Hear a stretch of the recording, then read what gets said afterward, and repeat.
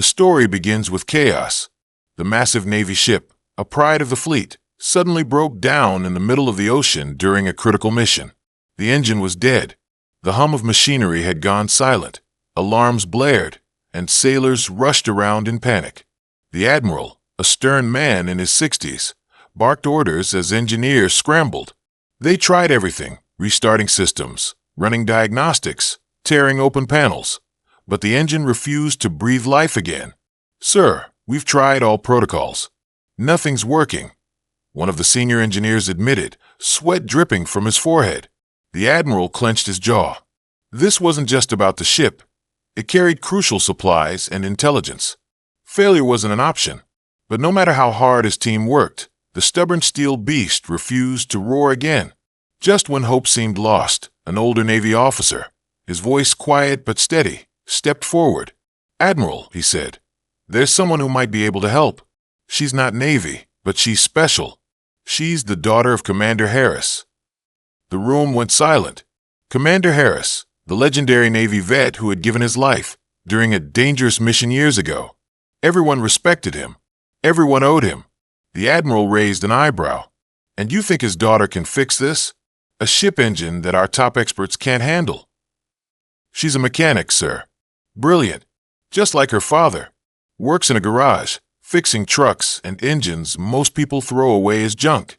If anyone can figure this out, it's her." The Admiral hesitated for a moment, then gave the order.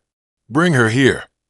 Hundreds of miles away, in a small mechanic garage smelling of oil and metal, a young woman in her mid-20s was under the hood of a rusty old pickup. Her hands were covered in grease, her bright orange mechanic suit smeared with black stains. Her name was Lena Harris. She had grown up around machines, taught by her father before he passed. While other kids played with toys, Lena rebuilt carburetors, learned about pistons, and memorized the language of engines. To her, machines weren't just metal. They were alive, and they spoke if you listened. When two stern Navy officers walked into her garage, she thought it was a joke. "Miss Harris," one said, "the Admiral requests your assistance. Immediately." She laughed. "The Navy? You've got the wrong person. I fix cars, not battleships." But when they mentioned her father's name, her smile faded. Memories rushed back. Her dad's stories about serving the country, about how machines weren't just steel, but lifelines for men out at sea.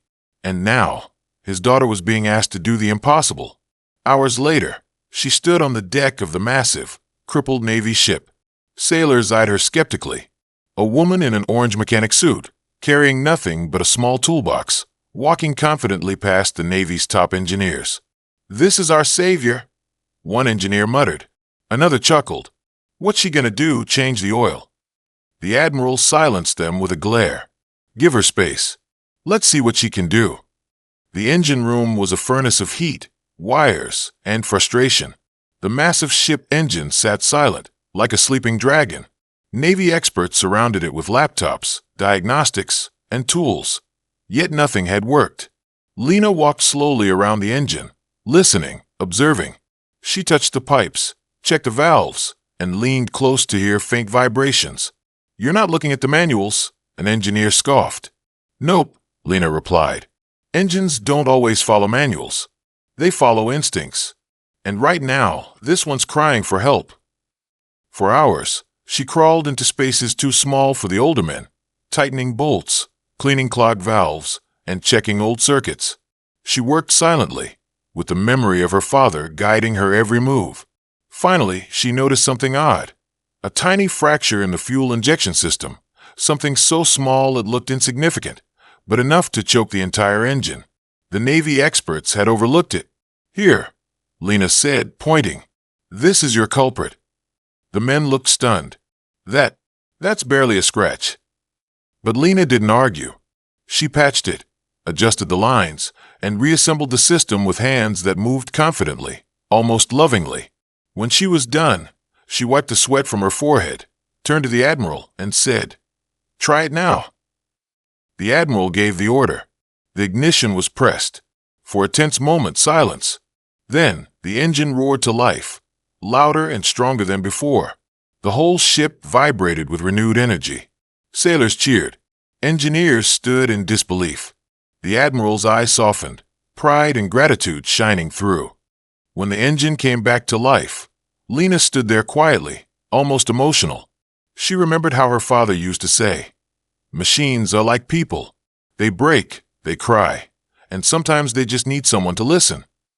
The Admiral approached her. "You've done what no one else could. Your father would be proud." For the first time, the crew saw Lena not as just a mechanic in an orange suit, but as the daughter of a fallen hero carrying forward his legacy. Later, sitting on the deck watching the sunset, Lena whispered, "I hope you saw that, Dad." The Admiral sat beside her. "We didn't just fix an engine today. We were reminded that real strength comes from those who carry the spirit of the ones we've lost." The entire Navy crew, once doubtful, now looked at her with respect. They knew she wasn't just a mechanic. She was living proof that greatness doesn't come from ranks or uniforms, but from heart and dedication. When the ship docked safely, news of Lena's achievement spread quickly. Reporters called her the mechanic who saved the Navy ship. Sailors told the story again and again, always ending with the same line: "She fixed what experts couldn't." But Lena didn't care about fame.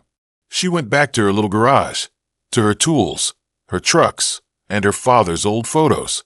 She wore her orange suit proudly, a reminder of who she was and where she came from. Yet something inside her had changed. She realized her skills weren't just for cars, they were for saving lives. And though she never wore a Navy uniform, she had become part of the fleet's history forever. The Admiral sent her a letter weeks later. It read, "The Navy may have lost a great commander, but it gained his daughter, the one who carries his fire. We salute you." Lena framed it in her garage, right next to her father's picture. And every time an engine came in broken, she smiled, rolled up her sleeves, and said, "Don't worry, we'll make you breathe again." Because she wasn't just a mechanic. She was her father's legacy. And now she was a hero too.